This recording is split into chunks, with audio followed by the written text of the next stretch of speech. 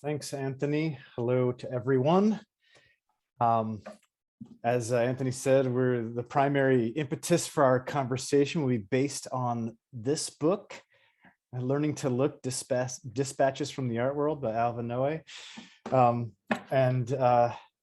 So I highly recommend it. Before we kind of begin, I wanted to say one of the things I particularly liked about this book, and it's a trend I see in philosophy more broadly, is that it's not written in an incomprehensible style that only other philosophers can read.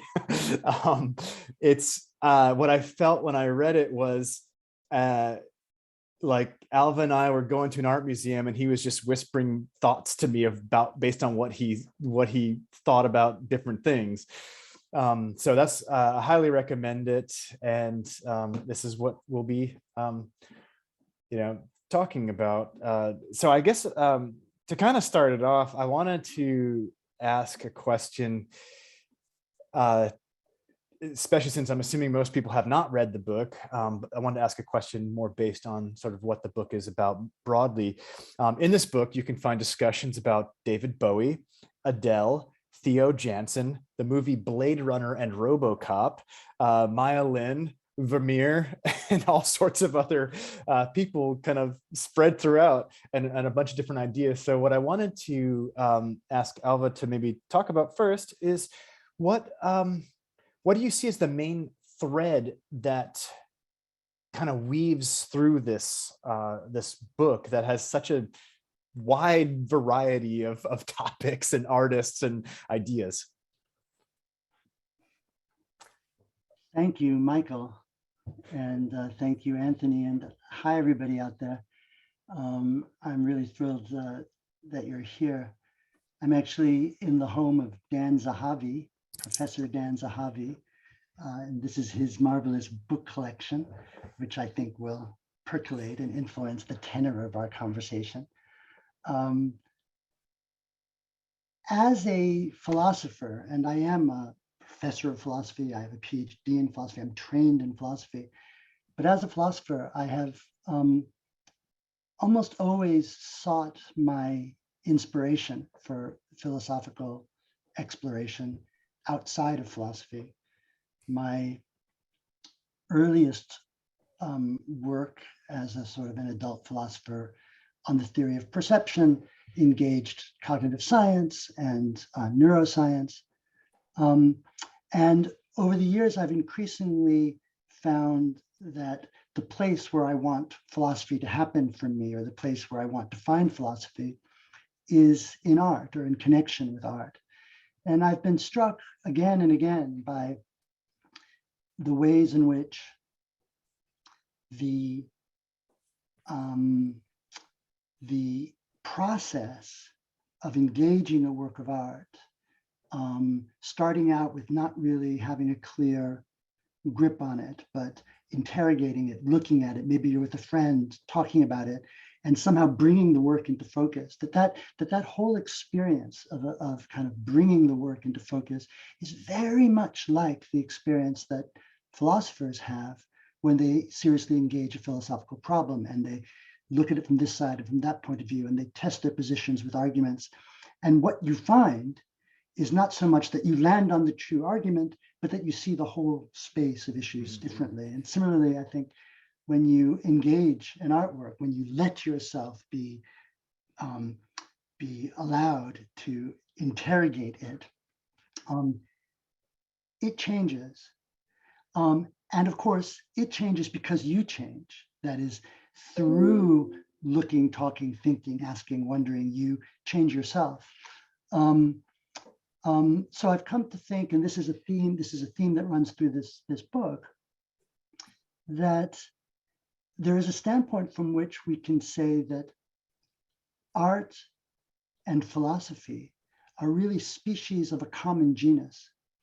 And I think of that genus, I have different names for it. Sometimes I call it reorganizational practice.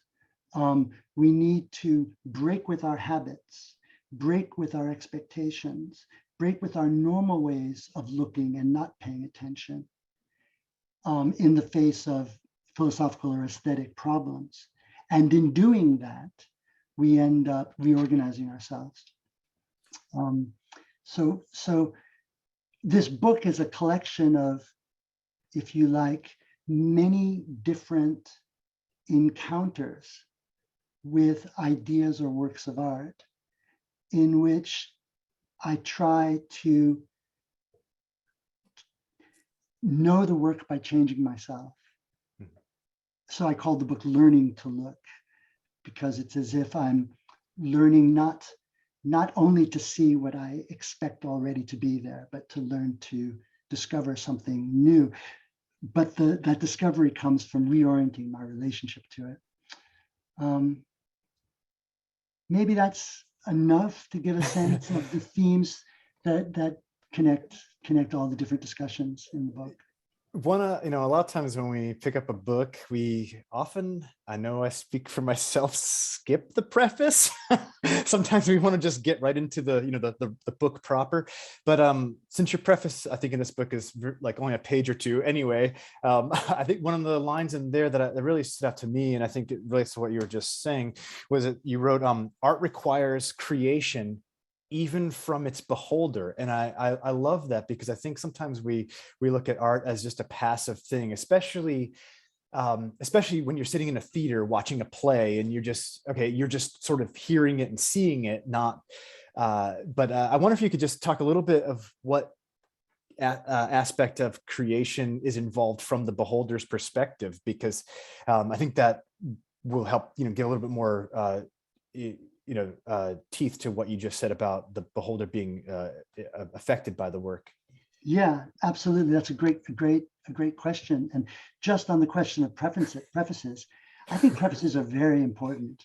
Me too.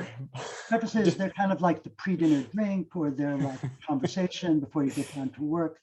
They're the welcome into the space of my work and my play. So I care a lot about my prefaces.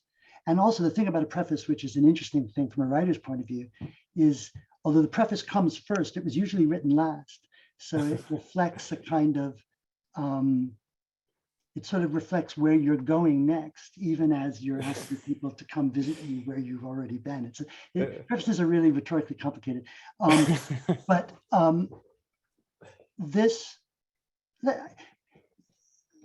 here's a scenario. This is an example I like to give. I've given it in a number of pieces of writing and in my teaching, but it helps me organize my ideas around the question that you've just asked.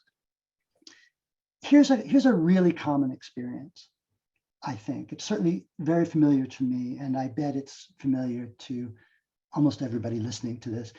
Let's say you go to a gallery, and imagine that the work in the gallery is by an artist that you don't know. Imagine that it's in a style that is not familiar to you. Maybe you're with a friend, you walk in. It very frequently happens that you just kind of see a collective mass of work on the wall, say they're paintings. But the paintings are like faces in a crowd. They don't show up for you as individual, and they don't particularly fascinate or obviously have meaning or depth or significance. And it's very tempting, if you're with a friend, to keep talking or to walk into the next room. And although you've optically registered what's there, in a way, you've had no experience of the art. But there's this thing that can happen, which is that you resist that impulse to slide on by and make yourself look. You pose questions, make comparisons. Maybe your friend who does care about this work and knows this work tells you stories about what's going on in this work in relation to other work. And somehow through this looking, talking, thinking, asking, wondering, contemplating process, something remarkable happens. These individual works now take form for you as individual works with individual faces. And whereas they were flat, now they clearly have depth. And whereas they were not fascinating, now they actually are fascinating, and they're even captivating, and they invite you to repay. They reward you for paying close attention. So it's almost as if you and your friend, and of course, this is against the background of a aesthetic culture that you're members of. It's almost as if you and your friend turned on the work. You pressed the on button, you activated it, when before it allowed you simply to have nothing. And that work is I think, fabulously creative on your own part. The very act of describing what you see, this is a remarkable thing. The very act of describing what, I emphasize how remarkable it is because it's so commonplace, everybody knows it, but it's worth thinking about. The very act of describing what you see changes your experience of what you see, lets you see more. Looking at work in this active way lets you move from seeing to seeing differently, or from not seeing to seeing. And this goes for other perceptual modalities as well. The same kind of thing goes on with music, for example. So the act of investigating the work, which, by the way, doesn't involve chemical experiments or chipping away paint or going behind the canvas. It just involves interacting with the work itself. Nothing is hidden. It's all open to view. And yet, although it's all open to view, it can radically reorganize itself right before your very eyes. So I think that part of what goes on there is that, if I could just, I realize my answer is going on. Forgive me if I'm going on too long, but I'd like to just try to see if I can pull out this point. Part of what's going on there is that typically a work of art is strange, by which I don't mean that it has to be avant-garde. By strange, I simply mean what it is a question for you. It may be a picture, but what is the meaning of the picture? What is its significance? There may be a caption on the wall, but fundamentally artworks have no captions. They have no easy way to be organized or categorized. So part of what you're thrown back on when you confront a work of art is what expectations you brought to it, what assumptions you made going in. So part of what you're shifting, part of what you're making happen by taking the art seriously is you're changing yourself, or you're reorienting yourself in relation to your own biases, assumptions, expectations, habits of looking and thinking. So we creatively alter our experience by creatively reorganizing ourselves. And the artwork is really, I think, fundamentally an opportunity for that. The artwork is an opportunity for this magnificently creative and also challenging and not always easy act of not settling for first appearances. Yeah. Wow. There's a lot there, but I wanted to know, as far as engaging with the art, what do you, to sort of go in a slightly, well, I don't know, I guess it relates. What do you say the responsibility, I'm putting that in kind of quotes, I don't mean that in a strict sense, but is of the beholder. So museums, as you write about in this book, in a couple places, you talk about museums trying to engage people with fancy technologies and different things. As I take you, you're not terribly optimistic about many of those approaches. But what do you think the responsibility, if there is any, of a beholder viewing art should be? Or like, I don't know, does that make sense what I'm trying to ask? Or is there a responsibility? Do I have a responsibility going to a museum to try and investigate certain things? I mean, obviously there are some paintings that just won't appeal to me and I'll just move on, and that's fine. But like, yeah, I don't know if that's me. I mean, I'm going to pick out something from what you just said. I think that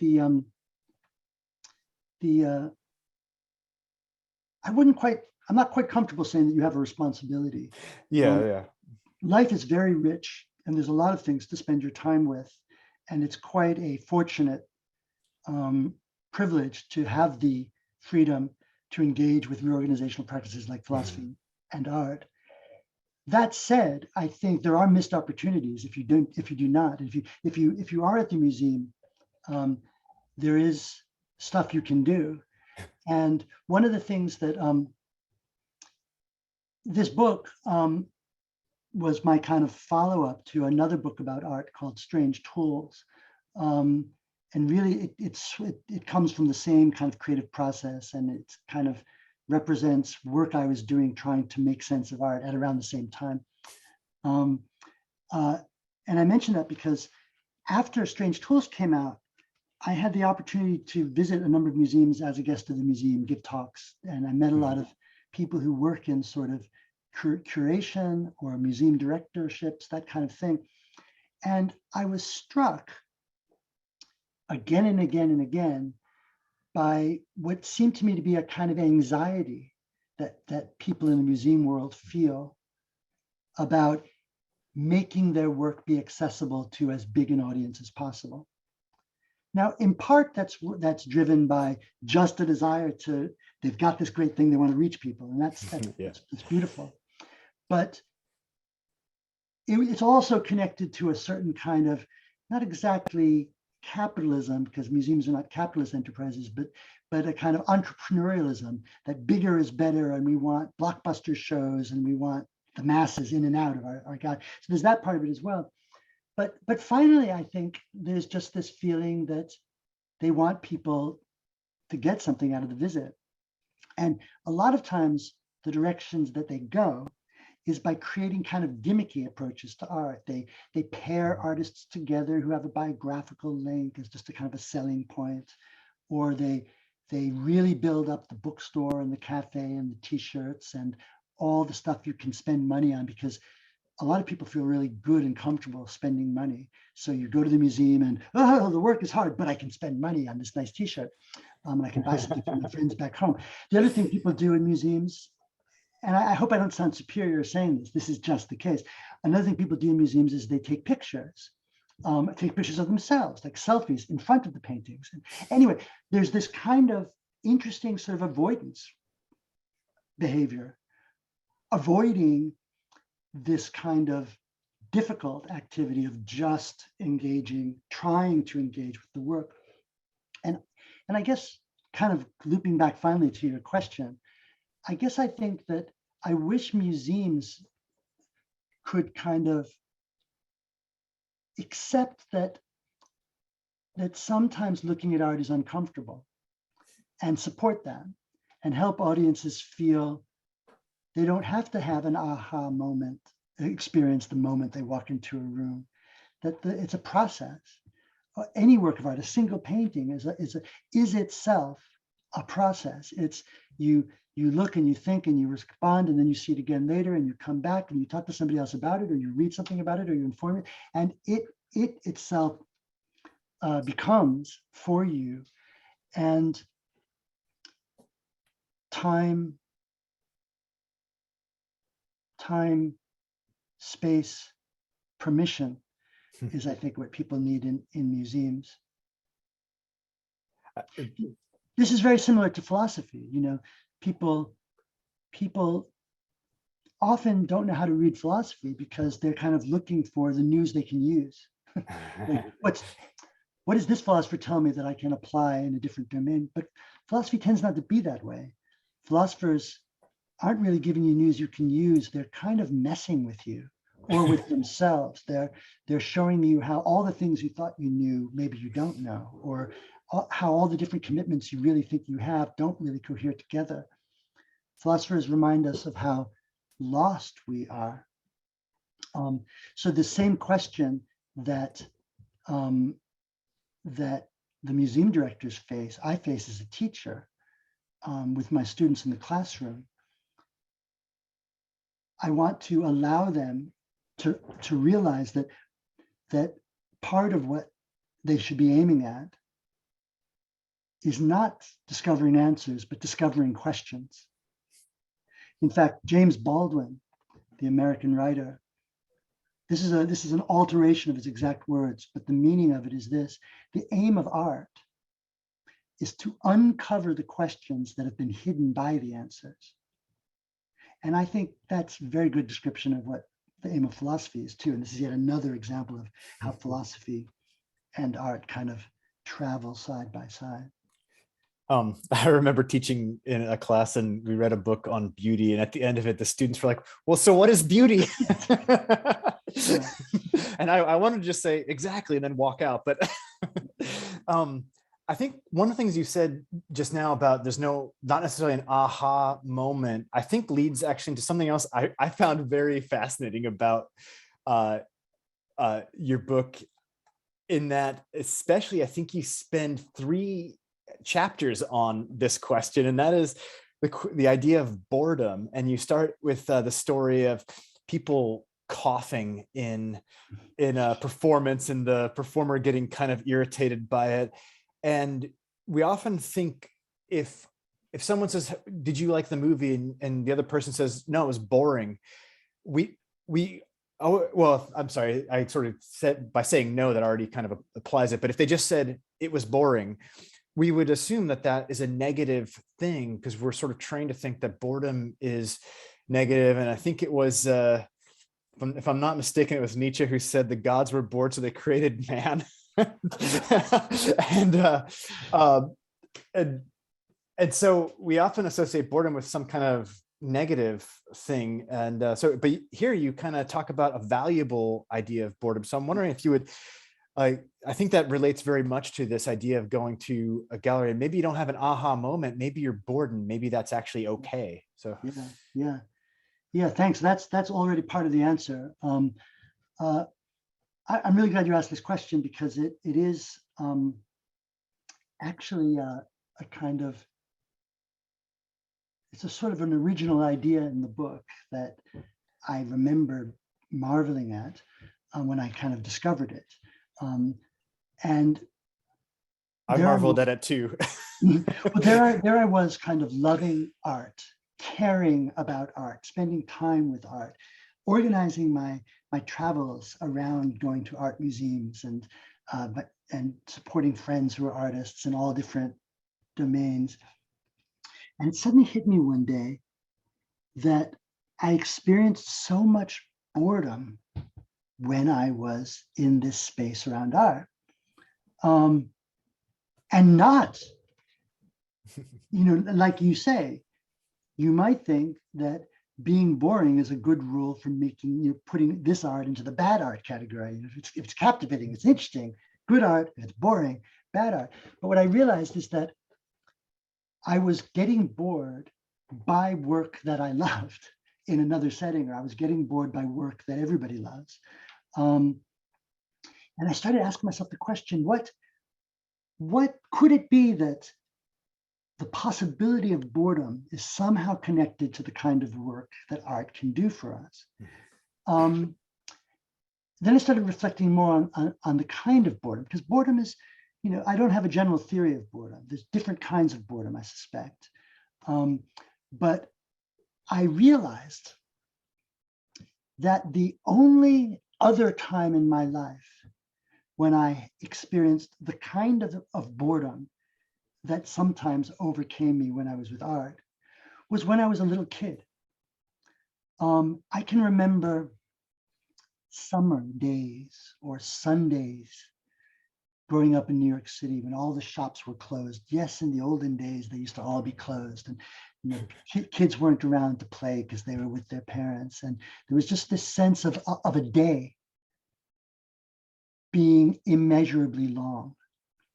The day became a kind of ordeal to get through with nothing to do. And I became sensitive to the metronomic tick tock of the passage of time. And I was having those kinds of feelings sitting at the beginning of a 90-minute show thinking, oh my God, can I last the whole 90 minutes? Or entering a gallery at the Metropolitan Museum of Art in New York and thinking, can I face these pictures? How can I get through this? So the view I eventually came to, and it's actually, we kind of touched on it already in what we've been saying, is that actually the reason why we typically don't experience that kind of boredom that I associated with childhood in adulthood is that our lives are too organized. Our lives are organized into projects, my job, my marriage, my period as a parent, my period working for this organization or this research project, or this presidential administration or this international crisis. And these projects organize our lives with a kind of ballistic arc. The shape of the arc foretells where you're going, the end. So we're all kind of telescoped into our futures and our lives, and we're busy. And one of the things about art is it refuses to fit into your projects.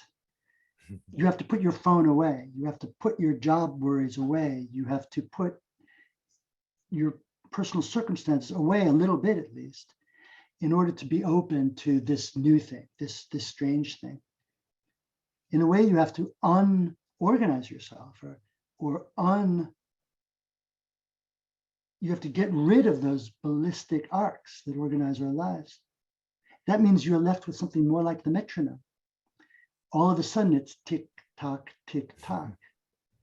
So the gift of art is that it lets us get in touch with the state of being which is prior to what adulthood does to us and requires of us. And I'm not saying adulthood is a bad thing. I wouldn't want to be stuck in the metronome. This is a processual thing.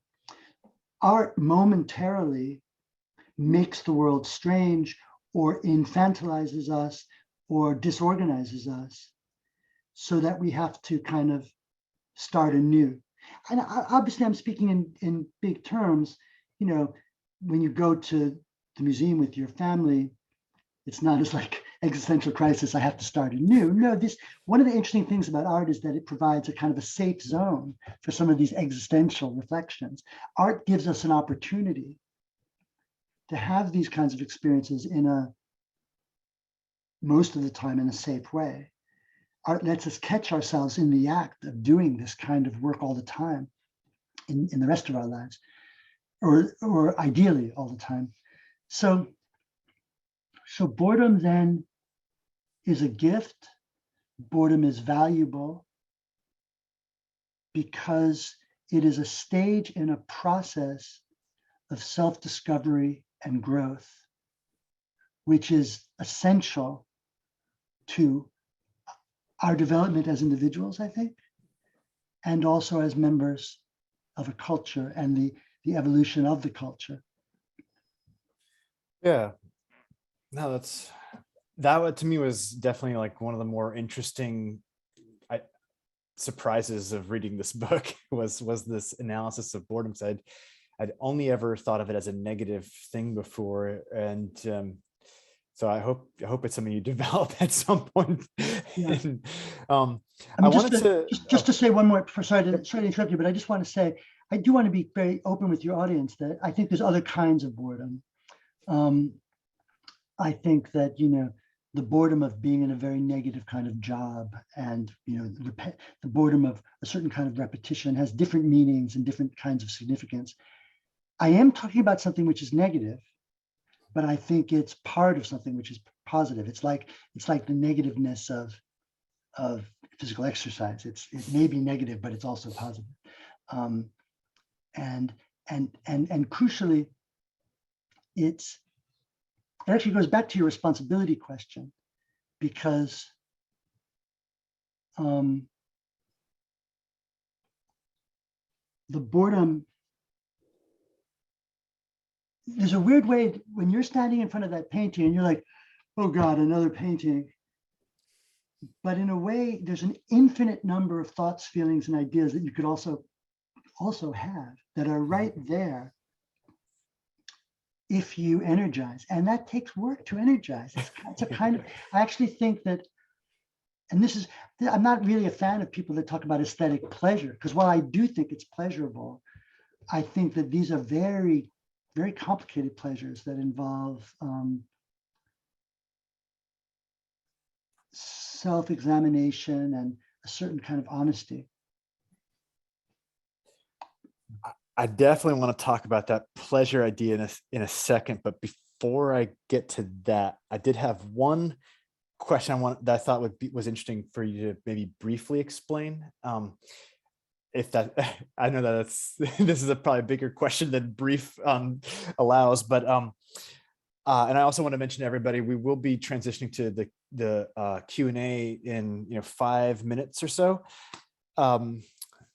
But the brief question is, I just wondered if you could comment on what you call the conversation model of art, and which I don't take you to be trying to offer a quote definition of art.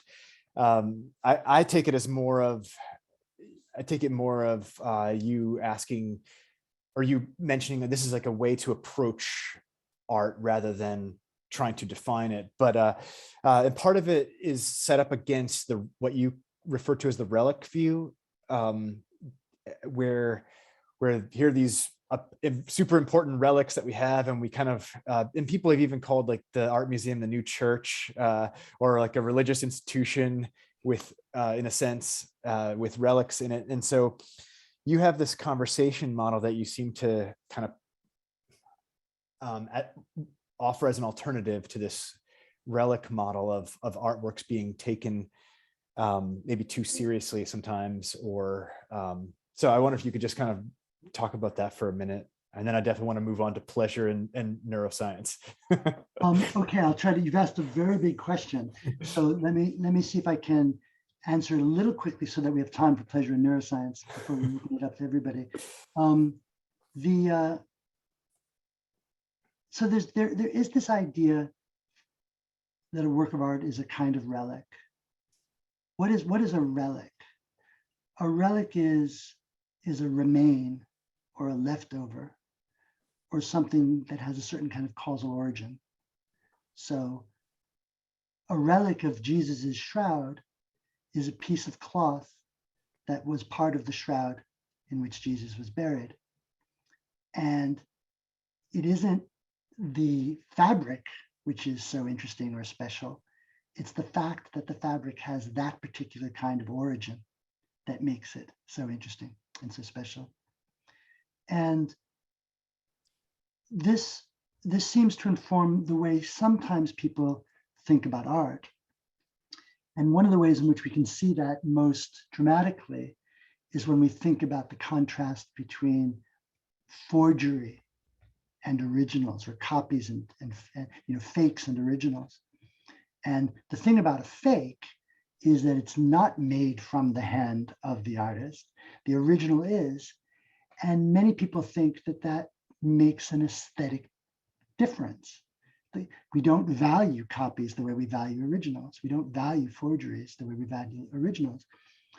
Now, there's a certain problem with this idea that naturally, I think, will occur to you, which is that if the fake and its copy, if the original and its copy are really so much alike that you can't discriminate them apart, if you're fooled by the fake, if the forgery works, then what grounds could there be saying it has any aesthetically significant difference from the original? After all, if it's good enough for you, isn't that good enough? Aren't the values of the work intrinsic to the work? It's also worth noticing, as different art historians have noticed, that there have been times when our culture didn't so strongly disvalue the copy as compared to the original. So there's a famous anecdote of a Renaissance era collector who's asked by a friend if he can have this painting in her collection, to which she replies, "Oh, I'd be delighted to give it to you as soon as I have a good copy made." The sort of the implicit idea being a good copy will do just fine for her, and she'll gladly give it to you. So I was questioning, in the chapter of the book that you're thinking about, I came to question whether we really are committed to something like a relic conception, even though it seems that we do tend to disvalue copies over originals. So is there another way of understanding why we would disvalue the copy or the forgery without subscribing to what seems like a kind of irrational cult status to the work of art? And so the thought that came to mind was what you're referring to, which I called the conversational model. I hope you're tracking my reply. Imagine that you have a dinner party. You have a lot of people sitting around a table, and it goes on for hours. And it's great conversation. They're talking about current events. They're talking about their personal experiences. They break up into little tete-a-tete, private little conversations. And sometimes the whole group is involved, and hours go by. The wine is flowing. The mood is high. Now think of each participant in that dinner party. Think of that as an artist. One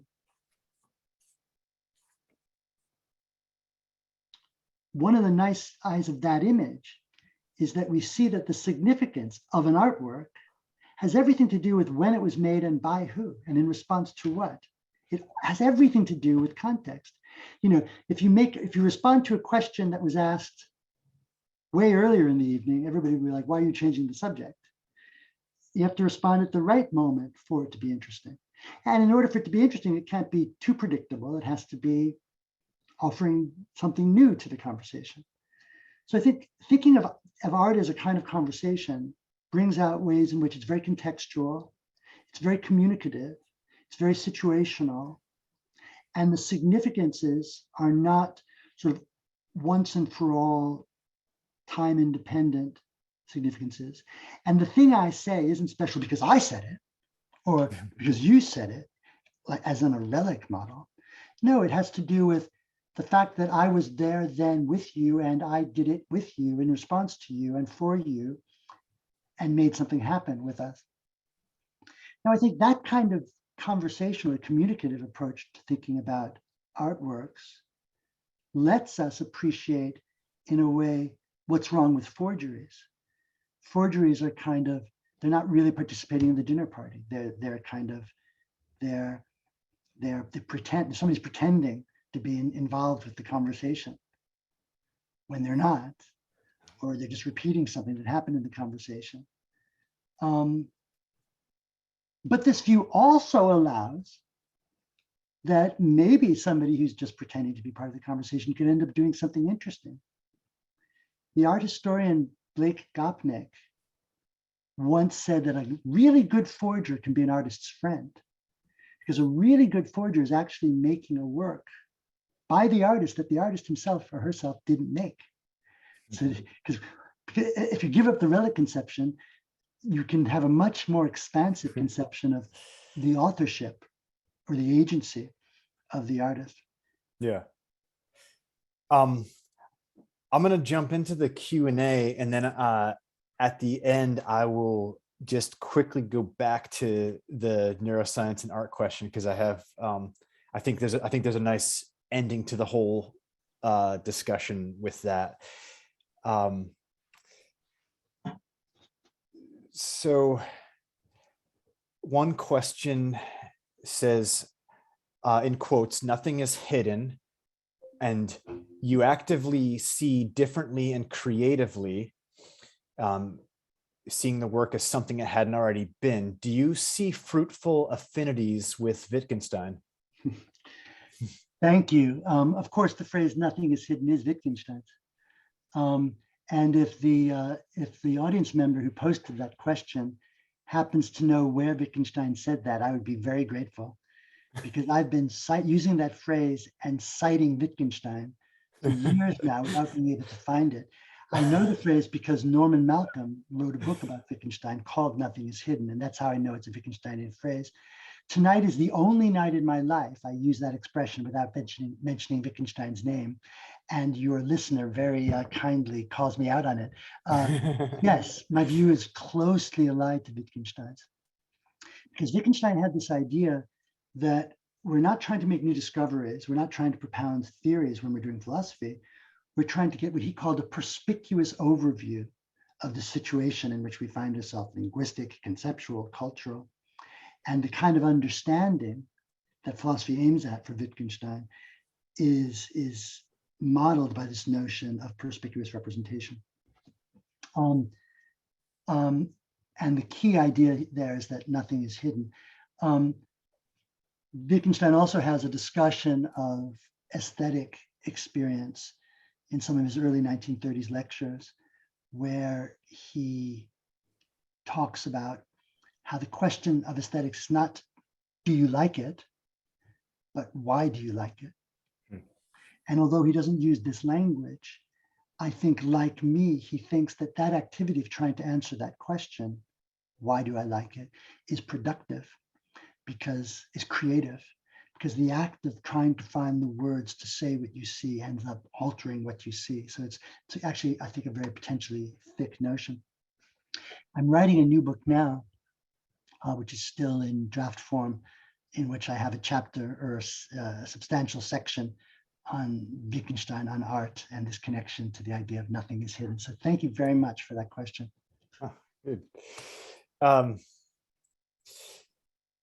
Next question says, Immanuel Kant wrote that if beautiful art does not express moral ideas, ideas which unite people, then it is not art, but only entertainment. Do you agree? I'm sorry. You know, I find it very, occasionally the chat opens up. I'm trying to listen to you. I'll read the chat. To all of you who are chatting to me, I will read the chat later. I can't simultaneously listen and read. And I just now tried to read something while you were talking. Ask the question again, please. Okay. So Immanuel Kant wrote that if beautiful art does not express moral ideas, ideas which unite people, then it is not art, but only entertainment. Do you agree? I do agree that there's a difference between art and entertainment, although I think the difference is notional only, because entertainment takes place against the background of art, and artists make art having familiarity with entertainment. So there's a kind of entanglement of entertainment and art. But I do think that there's an important difference in principle. I wouldn't agree with Kant that it has to do with something you could pick out as the distinctively moral ideas that are at play. I think that, but my view is closely related. So how about this? I'll just offer the audience this idea. Entertainment meets you where it finds you. It gives you what you antecedently want. Art changes you. Art makes you struggle with where you find yourself. And very often those struggles and that kind of transformation will be ethically or morally significant.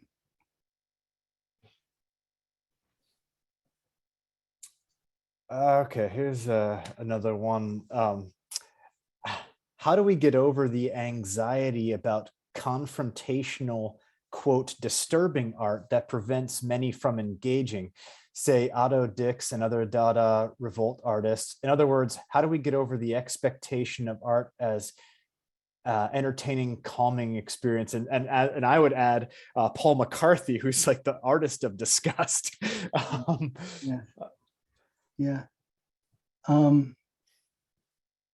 So if I understand what the question is asking, it's how do we get over the expectation that art should be calming and consoling and soothing? Yeah, I think I would almost say, if I would reinterpret this question a little bit, I would say, if we're using the conversational model, like how would we have a conversation with disturbing, and I would add the word disgusting art in the case of Paul McCarthy, who's almost deliberately trying to be disgusting. Yeah.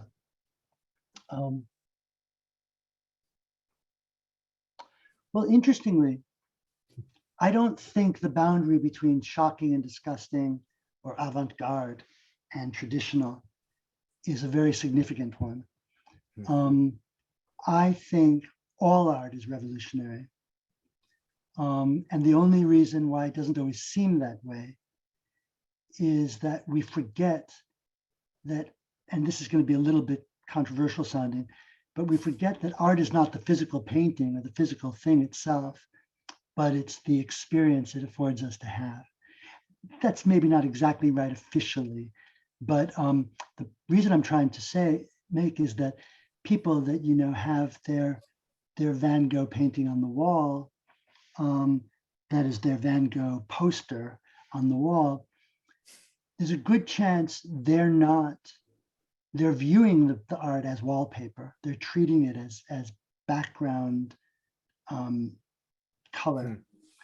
And they're enjoying the comfort, the familiarity, the associations that the imagery has. But they're not really engaging it in the way it still can be engaged. You can spend hours looking at a single Van Gogh painting and trying to see it, just trying to get to know it. And when we get to the point of art posters on the wall, it's because we've put it into the box art. It's now a safe comfort thing, and it really has nothing to do with art. So what I like to do is look at art from different ages and different cultures, and try to think about the ways in which there's possibilities for me, for art with it. Yeah, when I read that question, I jumped immediately to the disgusting, because like in a class I was teaching last week, we actually had a long discussion about it. But I think the disturbing can be not so broad anyway. I remember the very first time I heard the Indian hand drummer Zakir Hussain, it was jarring because it was so unfamiliar to me. Yeah. And so I think there's something about familiarity as well. Here's another question. I think we were when I talked about the book being very accessible, I think this might relate to this idea in a sense.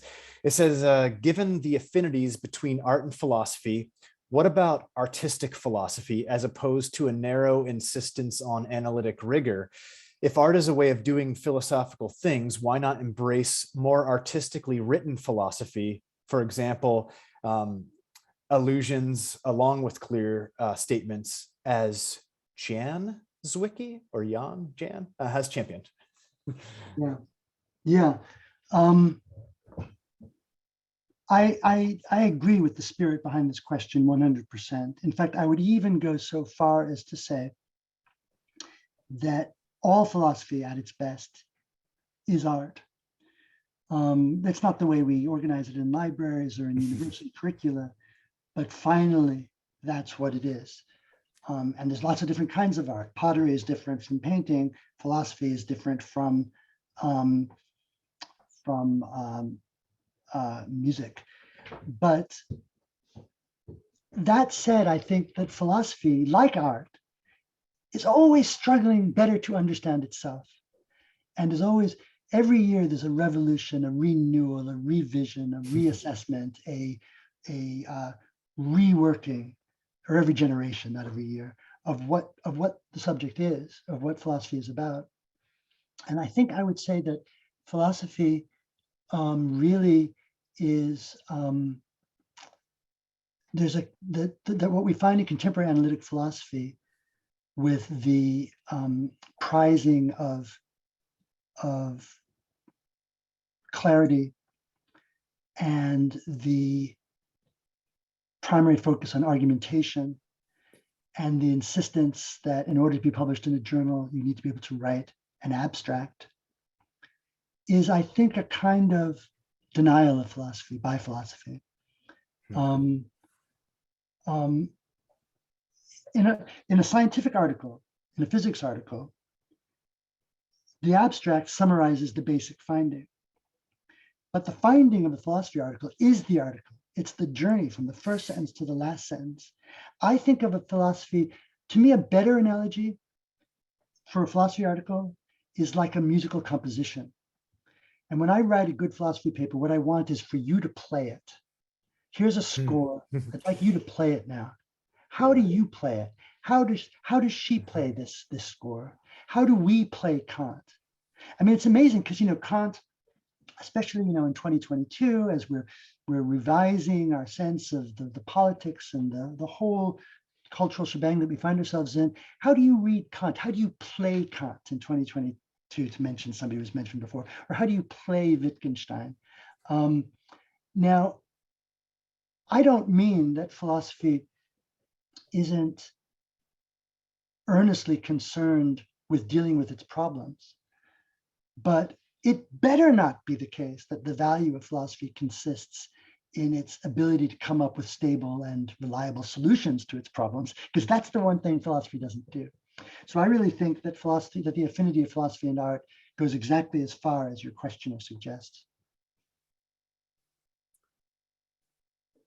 Okay, one more.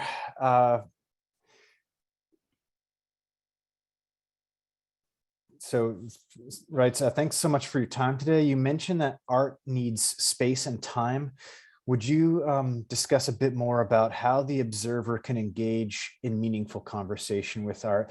And I would actually maybe just quickly relate this back to the neuroscience question, because it seems like part of the answer to this question could connect with that, in the idea that you go against what you call the trigger conception, which we're not going to talk about. We're just going to jump past that for a second.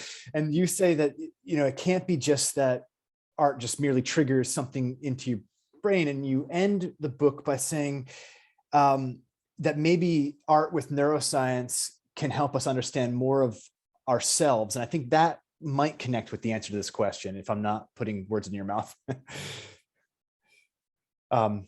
Yeah, actually, in a way, the questioner's question is really very challenging. How do you do it? How do you get into a conversation with the work?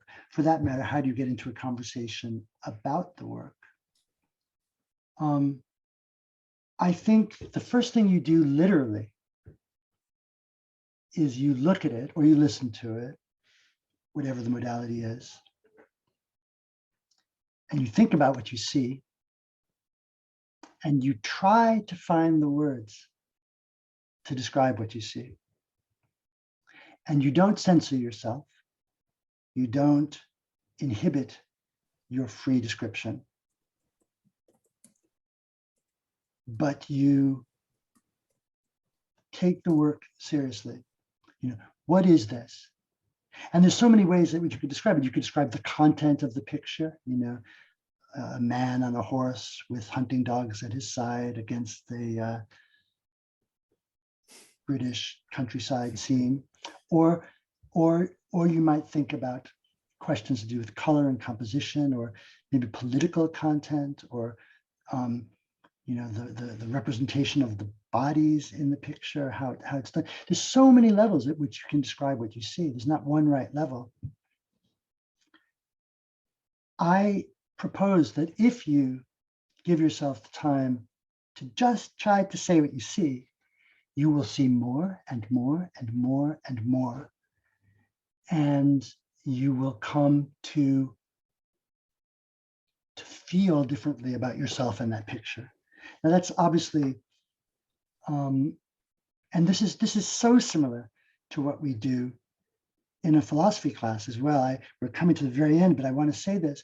For those of you who sometimes read a philosophy paper, I don't care how analytically clear it seems to be, it's a very natural and normal response to the best philosophy to say, what in the world does this mean? How do I summarize this? Or what's the take-home message of this? And you have to understand that you read it once and you have those thoughts and feelings and you ask questions about it. You read a passage over and over, you read another passage, you read it again. It starts to shed skin and disclose its hidden meaning and structure. Your whole relationship to the field changes. And I don't really have time to connect this to the neuroscience question, but and by and large, I will just say that I'm very skeptical of the prospects for neuroscience being used to explain or understand art. But a lot of artists are very interested in neuroscience. So I'm curious whether art will be able to help us think more inventively about what it is to be a person, even thought of biologically.